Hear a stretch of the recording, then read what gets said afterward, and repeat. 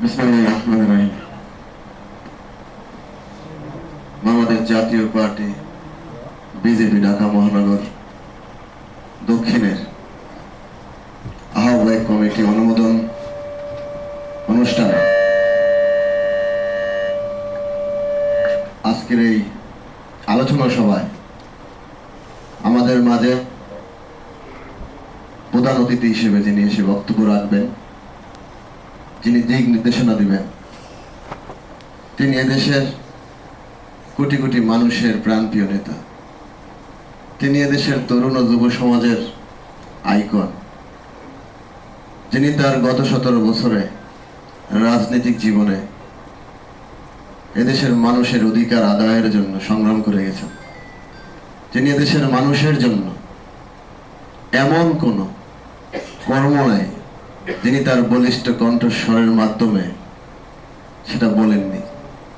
যিনি গত 2008 সালে বোরা সদর আসন থেকে জনগণের ভোটে নির্বাচিত হয়ে এই মহান সংসদে যে বক্তব্য রাখার সুযোগ পেয়েছিলেন, ওই বক্তব্যের মধ্য দিয়ে এদেশের অনেক মানুষের বিবেকের জাগ্রত করেছিলেন। তিনি আমাদের অভিভাবক, তিনি এই বিজেপির চেয়ারম্যান, তিনি এদেশের একটি সুষ্ঠু সমৃদ্ধির বাংলাদেশ গড়তে, একটি সুষ্ঠু ধারার রাজনীতি প্রতিষ্ঠিত করতে তিনি আমাদেরকে দিন রাত নানান ভাবে দিক নির্দেশনা দিয়ে যাচ্ছেন। আমাদের সবার অভিভাবক আন্দালিব রহমান পার্থ ভাই আজকের এই আলোচনা সভার প্রধান অতিথি হিসেবে কিছুক্ষণ সময়ের মধ্যে সেই বক্তব্য রাখবেন। আমাদের মাঝে উপস্থিত আছেন বাংলাদেশ জাতীয় পার্টি বিজেপিকে সুসংগঠিত করার ক্ষেত্রে আমরা সেই 2001 সাল থেকে 2008, 2018, আজকে 2025, আমি এই 4টি সাল কেন বললাম, এটার পিছনে একটি কারণ। আজকের অনেকেই মনে করে যে বিজেপি মনে হয় নতুন রাজনৈতিক দল। এটা আমি তাদের উদ্দেশ্যে বলবো, বিজেপি তার রাজনৈতিক জীবনে, এই কর্মীদের জীবনে, বাংলাদেশের মানুষের আজকে 24-এর যে গণ অভ্যুত্থানে এদেশের সাধারণ মানুষ, ছাত্র জনতা বলেন, সকল শ্রেণীর পেশার মানুষরা যেভাবে ভূমিকা রেখেছিল, ঠিক এই স্বৈরাচার সরকার এই শেখ হাসিনাকে ওই 96 থেকে 2001 সালে তাকে এদেশের মানুষের উপরে জুলুম নির্যাতনের কারণে ক্ষমতাচ্যুত করার, মানে তার যেই 2096 থেকে 2001 পর্যন্ত এদেশের মানুষের হিসেবে ঠিক একইভাবে যেই কাজটি তিনি করেছিলেন, সেই কাজটিকে প্রতিহত করার জন্য 4 দলীয় একটি জোট হয়েছিলেন। সেই জোট কিন্তু বাংলাদেশ জাতীয় দল বিএনপি, বাংলাদেশ জাতীয়বাদী শক্তির আরেকটি দল জামাত ইসলাম এবং ইসলামী ঐক্য জোট এবং আমাদের বাংলাদেশ জাতীয় পার্টি বিজেপি নিয়ে 4 দলীয় জোট গঠিত হয়।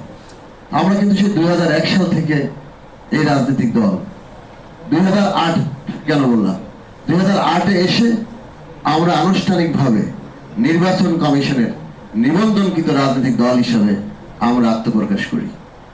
এবং 2018 কেন বললাম, 2018 হচ্ছে একটি কারণ। আপনারা জানেন, আজকে শ্রদ্ধা এবং গভীরভাবে স্মরণ করতে হয় বিজেপির প্রতিষ্ঠাতা চেয়ারম্যান মরহুম নাজিবুর রহমান মঞ্জু স্যারকে। যদি তিনি সেই 2001 সালে এই বিজেপি নামক দলটি না করতেন, হয়তো আজকে আপনারা আমরা এখানে উপস্থিত হতে পারতাম না। তো আমরা তার রুহের মাগফিরাত কামনা করি এবং তার প্রতি শ্রদ্ধা জ্ঞাপন করি। 2008-এর পরবর্তী সময়ের কথাটি হচ্ছে এটাই, যেহেতু নাজিবুর রহমান মঞ্জু স্যারের নেতৃত্বে যে বিজেপি সুসংগঠিত ছিল, সেটা একটা প্রেক্ষাপট ছিল, সেটা একটা জেনারেশন ছিল। কিন্তু 2008 থেকে 2018 আন্দালিব রহমান পার্থ ভাই দেশের মানুষের ইচ্ছার প্রতিফলন, যাকে নিয়ে মানুষ স্বপ্ন দেখে যে যার মাধ্যমে ঘটবে, তিনি যখন এই দলটির কার্যক্রমকে হাতে নিয়েছিলেন, সেই 2008 সাল থেকে 2018 পর্যন্ত বিজেপি একটা প্যাটার্নে চলছিল। কিন্তু 2018 থেকে আজকে 2025 বিজেপি নতুন ভাবে এদেশের মানুষের কাছে আবার আরেকটি রূপে, আরেকটি সুষ্ঠু সমৃদ্ধির বাংলাদেশ গড়ার ক্ষেত্রে নতুন অগ্রণী ভূমিকা আন্দালিব রহমান পার্থ ভাইয়ের মাধ্যমে রেখে যাচ্ছে। এখন এটা আমরা হয়তো অনেকে জানি, অনেকে জানি। তাই সেই বিজেপির কে সুসংগঠিত করার জন্য 18 সাল থেকে আজকে 2025 পর্যন্ত আপনারা জানেন, প্রজন্ম বাই প্রজন্ম, জেনারেশন বাই জেনারেশন এটা কিন্তু আজকে আমার দাদা এখানে নেই, আমার বাবাও নেই, হয়তোবা আপনাদের অনেকেরই নেই। আগামী দিনে একটা সময় আসবে আমরাও থাকবো না, আমাদের নেক্সট জেনারেশন থাকবে। এই যে প্রজন্ম বা প্রজন্মের ক্ষেত্রে কেউ না কেউ দেশের জন্য ভূমিকা রাখবে ইনশাল্লাহ। তাই 2018 থেকে 2025 পর্যন্ত যারা এই বিজেপিকে পূর্ণ গঠন করার ক্ষেত্রে, যারা বিজেপিকে বাংলাদেশের এই টেকনাফ থেকে তেতুলিয়া, রূপসা থেকে পাথুরিয়া সারা বিশ্বে পৌঁছে দেওয়ার জন্য দায়িত্ব নিয়েছিলেন, আমি বিশ্বাস করি আমরা এই তরুণ প্রজন্ম মুরব্বীদের সাথে নিয়ে ইনশাল্লাহ আমরা বাংলাদেশের প্রত্যেকটি জায়গায় বিজেপিকে বোঝাতে পারবো।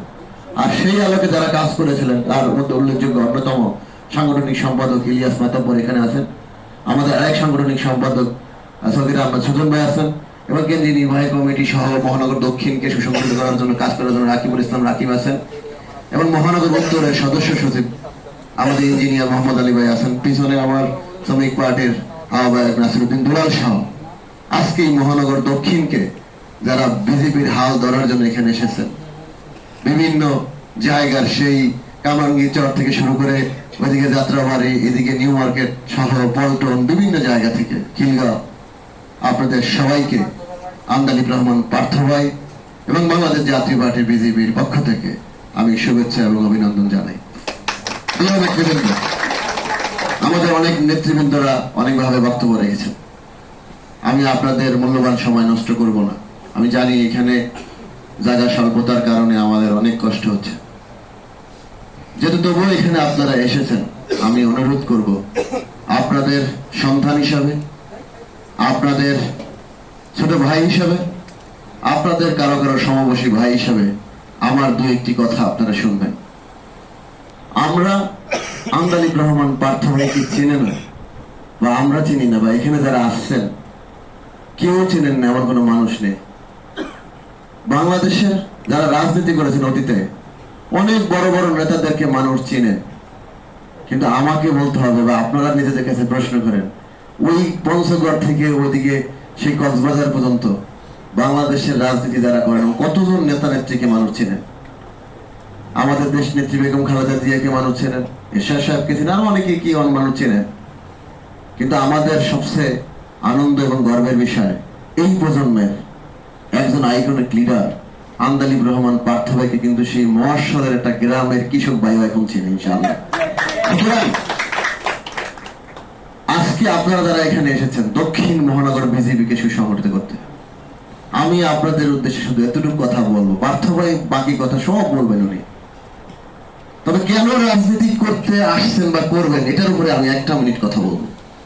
আমি এখানে লক্ষ্য করে দেখলাম এই অডিয়েন্সে যারা বসা, আমার বাবার সমতুল্য অনেক মুরব্বীরা এখানে বসা আছেন, বড় ভাইরা আছেন। আমি বিশ্বাস করি আমার জ্ঞানের তুলনায় আপনারা অনেক বেশি আগানো, অনেক বেশি আপনারা জ্ঞান রাখেন এই সমাজ পরিবর্তনের ক্ষেত্রে, রাষ্ট্র পরিবর্তনের ক্ষেত্রে এবং সুষ্ঠু বাংলাদেশের ক্ষেত্রে। কিন্তু আমি জানি না আজকে হয়তো কোন কারণে আল্লাহ আপনাদের সন্তান হিসেবে এখানে দাঁড়িয়ে আমার কথা আপনাদের শুনতে হচ্ছে। এটা অনেক সময় নিজের কাছে খুব লাগে, কি বলে এটাকে, খুব খারাপ লাগে যে আসলে এটা কেমন হচ্ছে।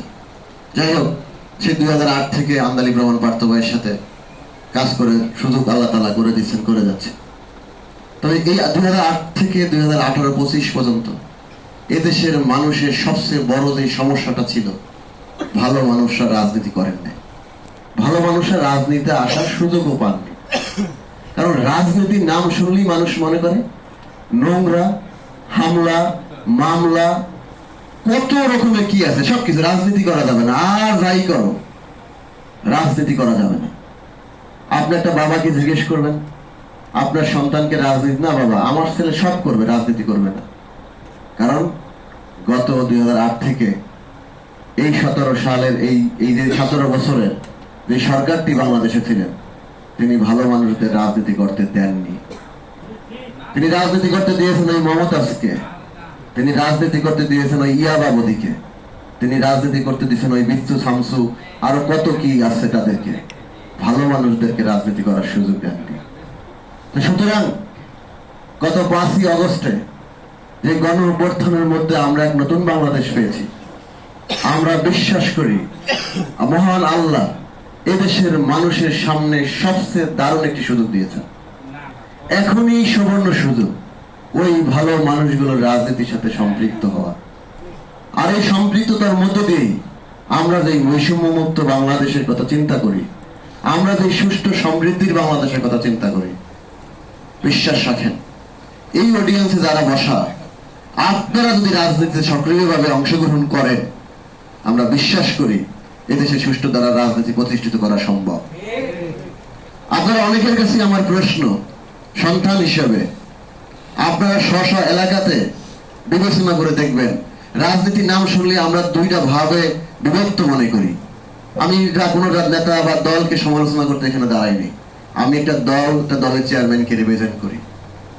আমরা চাই ভালো মানুষরা রাজনীতিতে আসে, রাজনীতির গুণগত পরিবর্তন নিয়ে আসুক, ভালো পরিবর্তন নিয়ে আসুক। কিন্তু রাজনীতি শুনলে দুইটা ধারা বিভক্ত হয়ে যায় মানুষ। কিন্তু আমি আপনাদেরকে বলতে চাই, আপনার এলাকা ভিত্তিক আপনি হিসাব করে দেখেন। আপনার এলাকা যদি হয় পল্টন, আপনি ওইখানে আমি একটা যে কোনো একটা ওয়ার্ডের নাম বলতে পারি, ধরেন কথার কথা যে এটা 50 নম্বর ওয়ার্ড, কিন্তু ওইখানে 4-5 লক্ষ মানুষের বসবাস। আপনি হিসাব করে বের করেন যে কতজন মানুষ রাজনীতি করে। আমার হিসাব বলে যে এখানে হাতে গোনা 200-500 মানুষের রাজনীতির সাথে সক্রিয় না। তাহলে বাকি যে 4-4.5 লক্ষ 5 লক্ষ মানুষ, এরা কারা? এরা আপনারা, আমরা সাধারণ মানুষ। কারণ আমরা রাজনীতি করতে চেয়েছিলাম, কিন্তু গত 17 বছরের রাজনৈতিক স্বৈরাচারী আচরণের কারণে আমরা রাজনীতিতে অংশগ্রহণ করতে পারিনি। সুতরাং বৃহত্তর হতে পারবেন, বৃহত্তর হওয়ার জন্য একটা কাজ আমাদের করতে হবে।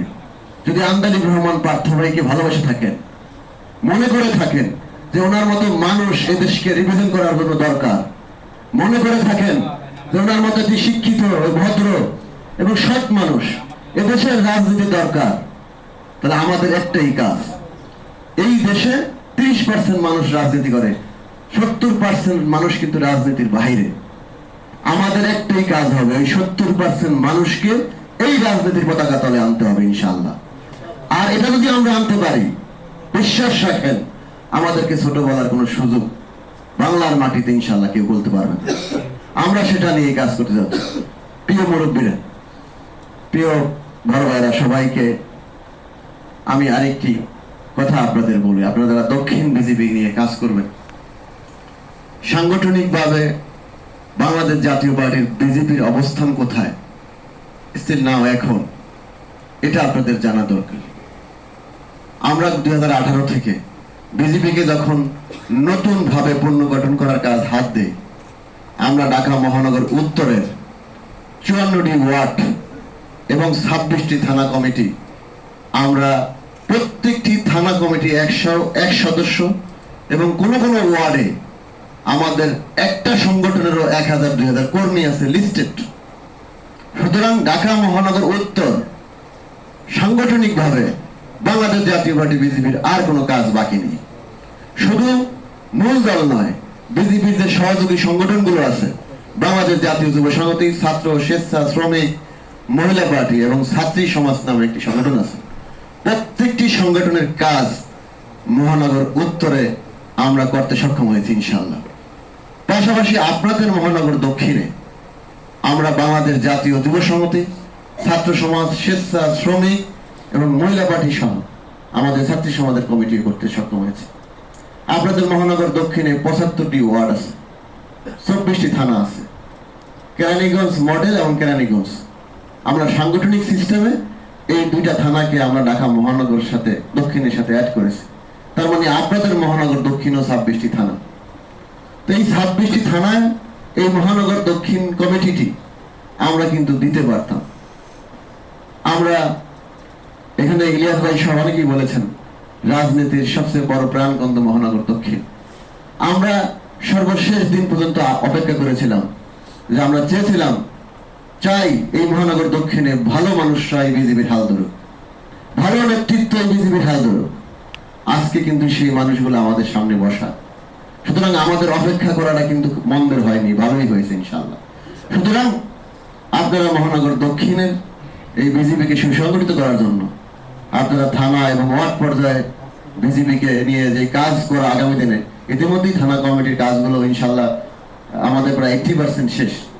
পাশাপাশি বাংলাদেশ জাতীয় পার্টি বিজেপির কেন্দ্র এবং মহানগরে প্রত্যেকটি অঙ্গ সংগঠনের কমিটি আছে 100 সদস্য, এবং বাংলাদেশের 64 জেলায় বাংলাদেশ জাতীয় পার্টি বিজেপির কমিটি আছে।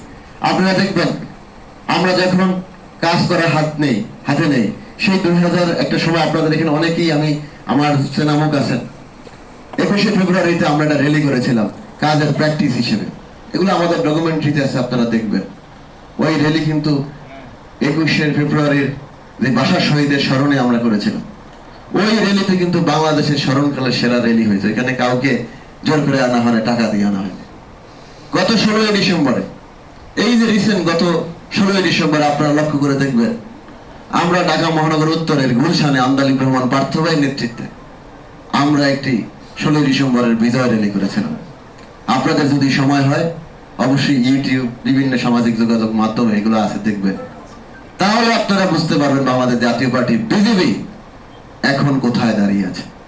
যাই হোক প্রিয় নেতৃবৃন্দ, যেহেতু আপনারা একটি দলের কাজ করার জন্য নেতার হাতে হাত রেখার জন্য এসেছেন, আমি আপনাদের সন্তান হিসেবে আগামী বিগত দিনগুলোতে যেভাবে আমাদের নেতৃবৃন্দের সাথে একসাথে থেকে এই বিজেপিকে সুসংগঠিত করার জন্য আমরা কাজ করে যাচ্ছিলাম, আমি বিশ্বাস করি আপনাদের সবার মায়া মমতার স্নেহের মধ্যে দিয়ে আমরা মহানগর দক্ষিণকে বাংলাদেশ জাতীয় পার্টি বিজেপির ঘাঁটি হিসেবে রূপান্তরিত করতে পারব। আপনারা এতটুকু আস্থা রাখেন আন্দালিব রহমান পার্থ ভাইয়ের প্রতি, এতটুকু আস্থা রাখেন।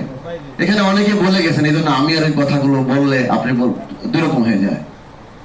বাংলাদেশের ইতিহাসে অনেক রাজনীতিবিদদের ডকুমেন্টারি আছে, অনেক ইতিহাস আছে, কিন্তু এই প্রজন্মের একজন নেতা আন্দালিব রহমান পার্থ ভাই 2008 সাল থেকে, এখানে অনেক ইলিয়াস ভাই বলেছিলেন যে উনি যদি চাইতেন একটা এমপি মন্ত্রী, আমি অনেক কিছু সাক্ষী, যেটা ওনার কাছে 1 মিনিটও না, খালি ইচ্ছাটা পোষণ করা বাকি ছিল যে হ্যাঁ আমি হব, শুধু এতটুকু বলা, হ্যাঁ বলা।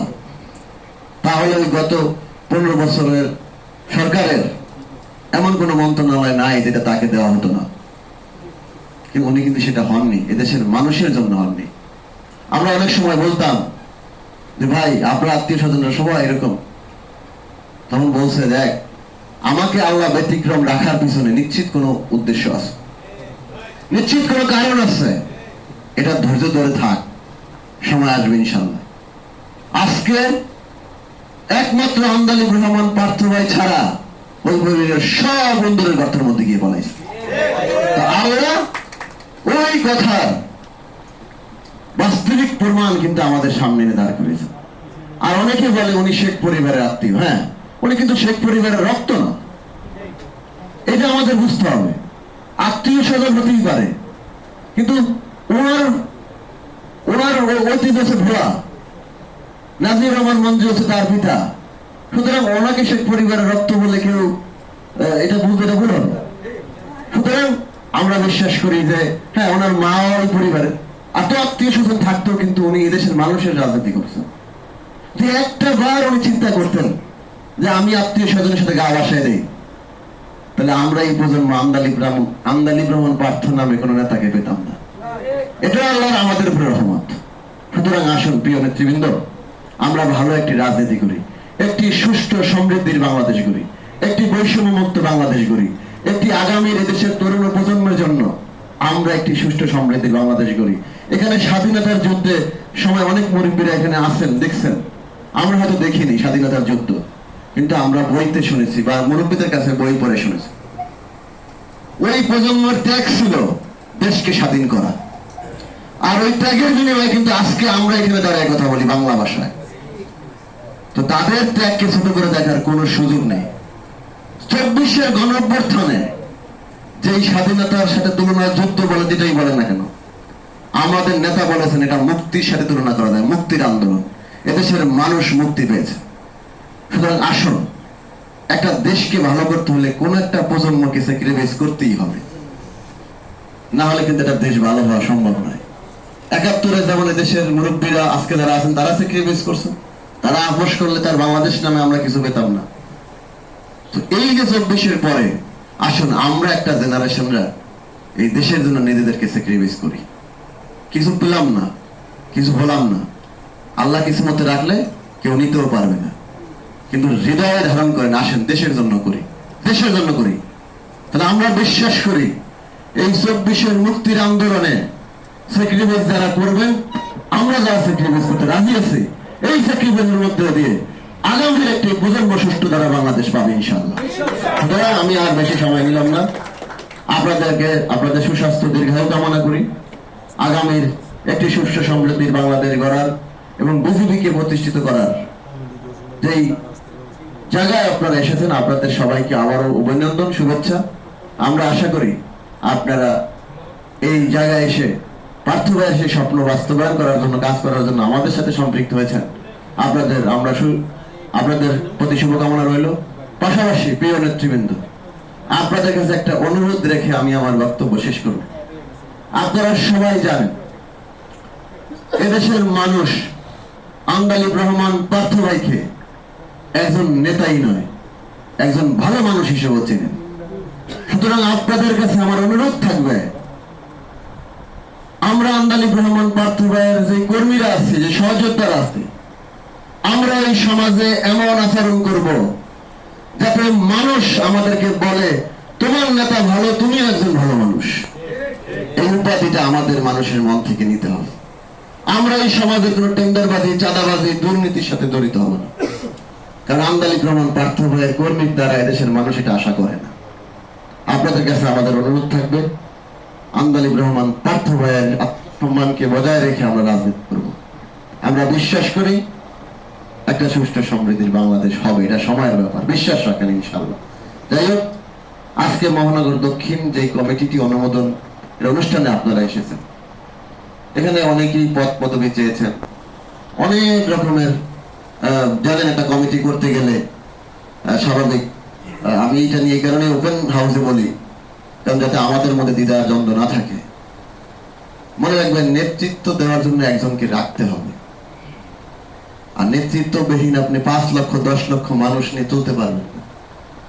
আর বিচ্ছিন্ন মানুষকে ওই সমাজের মানুষরা এলাও করে না, সমষ্টিগত মানুষদেরকে মানুষ মূল্যায়ন করে। তো একটা কমিটি করতে গেলে তো অবশ্যই একজনকে সামনে রাখতে হবে, 2 জনকে সামনে রাখতে হবে, 5 জনকে সামনে রাখতে হবে। আমরা এটা মহানগর দক্ষিণে একটা মূল বিজেপির আহ্বায়ক কমিটি করব।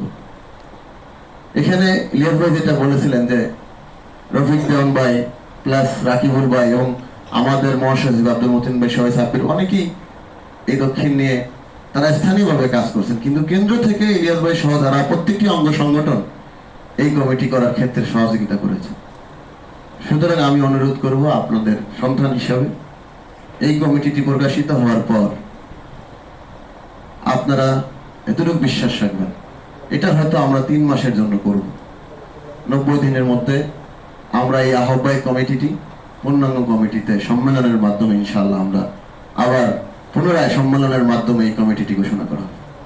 যেহেতু এটা একটা আহ্বায়ক কমিটির কাজ হবে, আমাদের যে 26টি থানা কমিটি আছে, এই 26টি থানা কমিটি অনুমোদন দেওয়া এবং এই কমিটিগুলো কাজ সমাপ্ত করা। আপনাদের সৌভাগ্য, এই কমিটিতে যারা এসেছেন, আপনারা যে থানা কমিটির কাজটি করবেন, সেই কাজটি কিন্তু ইতিমধ্যেই 80% শেষ হয়ে গেছে। এটার ফাইল আপনারা হাতে নিলে বুঝবেন, দেখলেই বুঝবেন যে কামরাঙ্গীর স্যার থানায় বা ওই কি বলে এই চকবাজার থানায়, ওই বা ধরেন লালবাগ থানা বা যেখানেই বলেন না কেন, হোয়াটএভার, দেখবেন যে প্রত্যেক থানায় আমাদের নেতৃবৃন্দদের কমিটি করা। তো আপনাদের কিন্তু অনেক কাজ আগায় গেছে। সুতরাং এখানে আমরা যা কি দল, আমি তো আর কিছু না, দল ঠিক করবে কে আহ্বায়ক হবে, কে সদস্য সচিব হবে, কে সিনিয়র যুগ্ম আহ্বায়ক হবে, যুগ্ম আহ্বায়ক হবে, সদস্য হবে। তবে আমি এতটুকু কথা আপনাদেরকে বলতে পারি বা ওয়াদা দিতে পারি, এই কমিটির সর্বশেষ যে ব্যক্তি থাকবেন, নাম্বার 1 নাম্বার, সেটা 101 হতে পারে, 201 হতে পারে। আমি আপনাদেরকে অনুরোধ করব, ওই নাম্বার 1 আর নাম্বার 201, নাম্বার 1 ও পার্থ ভাইয়ের কাছে যেমন, ওই 201 ও নাম পার্থ ভাইয়ের কাছে তেমন। আলাদা করার কোনো সুযোগ নেই। আমরা একটা পরিবার, আমরা যারা রাজনীতি করি, আমরা সবাই মনে করি আমরা আন্দালিব রহমান পার্থ ভাইয়ের পরিবারের সদস্য। সুতরাং এই কমিটি নিয়ে আপনারা কেউ মন খারাপ করে এই কর্ম বা এই কাজটা থেকে দূরে থাকবেন না, অনুরোধ থাকবে আপনাদের কাছে। কারণ কাউকে না কাউকে সামনে থেকে এই নেতৃত্বটা দিতে হবে। হতে পারে আমাদের কমিটি দেওয়ার পরে আমাদের সিদ্ধান্ত ভুল হতে পারে, আমাদের সিলেক্টেড ভুল হতে পারে, অনেক কিছুই হতে পারে, কিন্তু সেটা 90 দিনের জন্যই হবে। আগামী 3 মাস পরে এই আহ্বায়ক কমিটি বিলুপ্ত করে পূর্ণাঙ্গ কমিটি দেওয়া হবে ইনশাআল্লাহ। সুতরাং আমি আশা করব যে আপনারা এই কমিটিতে যারা থাকবেন তারা মহানগর দক্ষিণের আজ থেকে আপনারা গার্ডিয়ান। আমাদের প্রত্যেকটি অঙ্গ সংগঠনের জন্য অনুরোধ রাখবো, ছাত্র, স্বেচ্ছা, শ্রমিক, যুব, মহিলা সবাইকে আপনারা আগলিয়ে রাখবেন। ওরা কিন্তু আপনাদের শক্তি। কোন অঙ্গ সংগঠন বিহীন মূল দল, হ্যাঁ মুরব্বীরা অনেকে বলে, দেখেন আমিও যদি তরুণ, কিন্তু সবাই বলে তারুণ্যের বাংলাদেশ, তো মুরব্বীরা কই যাবে তাহলে? এটা মাথায় রাখতে হবে। মুরব্বীরা আমাদের মাথার মুকুটের মতো, তারা আছে বলেই আমরা এখনো এই সমাজে কথা বলতে পারি। যার বাবা নেই, মুরব্বী নেই, গার্ডিয়ান নেই, ও জানে মুরব্বীবিহীন কতটা কষ্ট। সুতরাং তাদেরকে ছোট করে দেখার কোনো সুযোগ নেই। অতএব আপনারা আমাদের মাথার মুকুটের মতো। মূল দল এই বিজেপির মাথার মুকুট, বাকি অঙ্গ সংগঠনগুলো আপনাদের শাখা পোশাখা। ওদেরকে আপনারা স্নেহ করবেন, ওরা আপনাদেরকে সম্মান করবে। এটা আপনাদের প্রতি আমাদের অনুরোধ থাকবে। আমরা কোনো বিভাজন চাই না, আমরা চাই সবাই মিলে এই কাজটাকে এগিয়ে নিতে হবে একটা সুষ্ঠু বাংলাদেশের জন্য। যাই প্রিয় নেতৃবৃন্দ, পার্থ ভাই আসবেন, এখনই আসবেন। আপনারা পার্থ ভাইয়ের বক্তব্য, দিক নির্দেশনাগুলো মন দিয়ে শুনবেন। আশা করি ইনশাআল্লাহ ওনার বক্তব্যের মধ্য দিয়ে আমরা মহানগর দক্ষিণকে একটা শক্তিশালী সংগঠনে রূপান্তরিত করতে পারব। আর মহানগর দক্ষিণের মূল অফিস কিন্তু ওই যে ফকিরা বলে, আপনারা জানেন সবাই, বিজেপির যে আমাদের কেন্দ্রীয় সেন্ট্রাল অফিস, এটা কিন্তু দক্ষিণে অবস্থিত। এখানে হয়তো আমরা বসি, চেয়ারম্যান সাহেব এখানে বসেন, কারণ দিন শেষে কিন্তু সবাই পার্থ ভাইয়া দেখতে চায়। আমরা যতই না বয়ান দিই, ওই সব কিছু শোনার পরে কয় ভাইয়া একটু পার্থ ভাইয়া দেখতে হবে, সালাম। সত্যি কথা তো এটাই হওয়া উচিত, কারণ উনি আমাদের আইকন, উনি পথ প্রদর্শক। তো এই জন্যই আমাদের মূলত এখানে বসে কাজটা করা। গত 5 বছরে এখানে কত লক্ষ মানুষ এসেছে আমি জানি, এটার কোনো হিসাব নেই, এটার কোনো হিসাব নেই। শুধু এমনও মানুষ দেখেছি যে পার্থ ভাইকে একটু দেখতে হবে। এই যে মানুষের আবেগের জায়গাটা, এটা আল্লাহ তাআলা তৈরি করে দিয়েছে, নিঃসন্দেহে এটা বিশ্বাস করতে হবে। যাই হোক, আপনারা সেই দক্ষিণের অফিসে বসবেন, সেখান থেকে সকল কার্যক্রম দক্ষিণের পরিচালিত হবে। আমরা এখান থেকে, আমরা যেহেতু চেয়ারম্যানের কার্যালয়ের, যেহেতু আপনারা জানেন, যেহেতু সারা বাংলাদেশে কমিটি হচ্ছে, ঢাকার বিভিন্ন সহ ঢাকার আশেপাশে গাজীপুর, নারায়ণগঞ্জ, সাভার থেকে শুরু করে সবাই এই জায়গায় চেয়ারম্যান সাহেবের কাছে ফার্স্ট টাইম আসে, সেজন্য আমাদের এখানে থাকতে হয়। কিন্তু আমরা আগামীতে এই মহানগর দক্ষিণ বিজেপিকে সুসংগঠিত করার জন্য ওই অফিসে পার্থ ভাইকে সপ্তাহে একদিন নিয়ে ছাড়বো ইনশাআল্লাহ। এবং আমরা কেন্দ্রীয় নেতৃবৃন্দ ওই অফিসে সপ্তাহে একদিন আমরা অফিস করব, যাতে কাজটা দ্রুত বেগবান হয় এবং গতিশীল হয়। আপনাদের সুস্বাস্থ্য আর দীর্ঘায়ু কামনা করি এবং আগামী দিনের সুষ্ঠু সমৃদ্ধির বাংলাদেশ গড়ার যে প্রত্যয় নিয়ে আমরা কাজ করার জন্য পার্থ ভাইয়ের হাতকে শক্তিশালী করার জন্য এসেছি, আপনাদের সবার প্রতি শুভকামনা রইল। আসসালামু আলাইকুম।